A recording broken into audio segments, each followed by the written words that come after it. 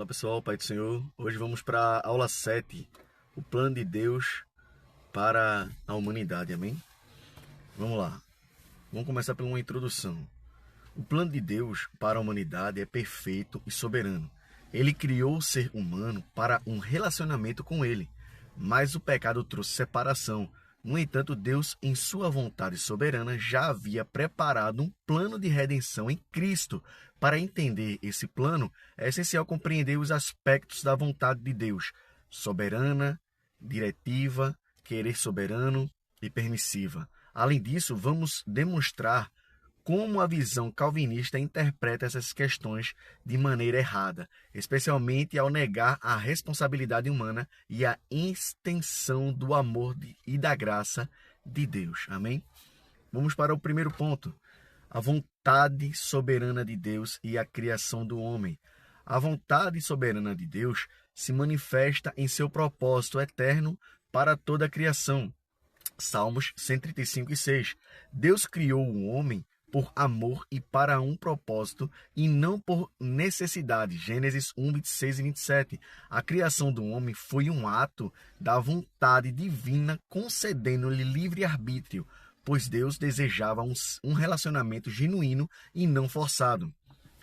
Diferente da visão calvinista, que ensina uma predestinação fatalista, a Bíblia mostra que Deus deseja que todos se salvem. 1 Timóteo 2:4. Segundo ponto: os três aspectos da vontade de Deus. A vontade soberana de Deus é o seu plano eterno e inalterável, como a criação do mundo e da promessa da redenção. Efésios 1:11.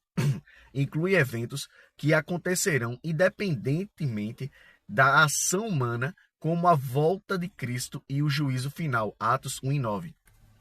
O querer diretivo, querer soberano, são os mandamentos e princípios que Deus deseja que sigamos, como viver em santidade. 1 Pedro 1:16.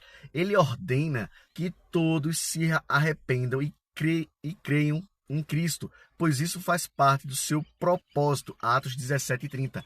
Deus não força ninguém a obedecê-lo, mas ele deseja que todos o sigam.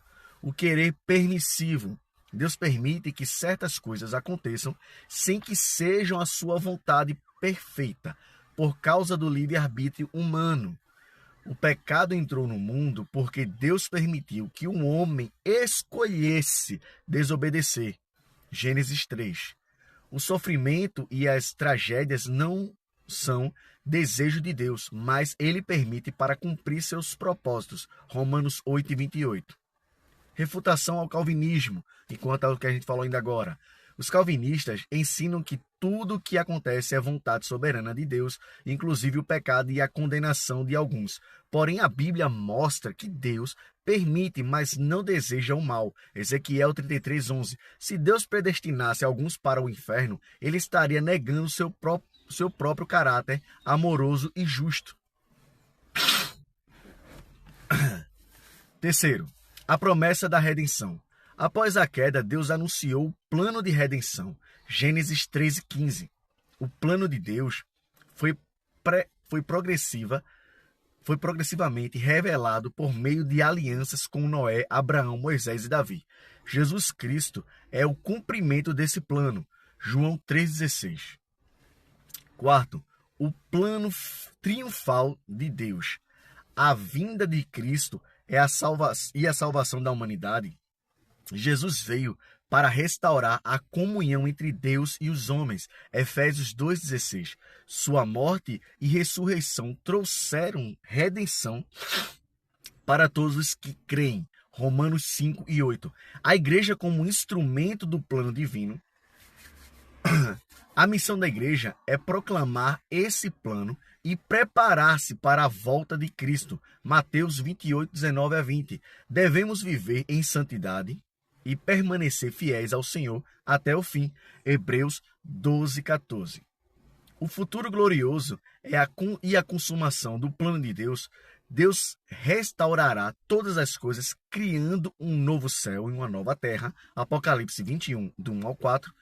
o pecado será totalmente erradicado e a humanidade redimida, viverá eternamente com Deus. Amém?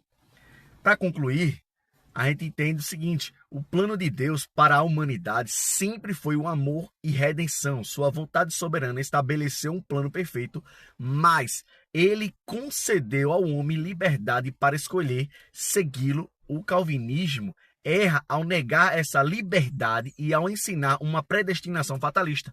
A Bíblia revela que Deus deseja que todos sejam salvos, mas permite que cada um tome sua decisão. Aqueles que aceitam a Cristo participarão do triunfo final do reino de Deus e viverão para sempre em sua presença. Amém?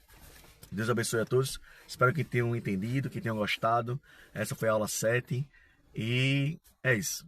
Fiquem na paz, até a próxima. Se inscreva, você que chegou até aqui o final, por favor, se inscreva, compartilhe, comentem, façam perguntas lá no comentário, divulguem com os amigos, familiares esses vídeos, amém?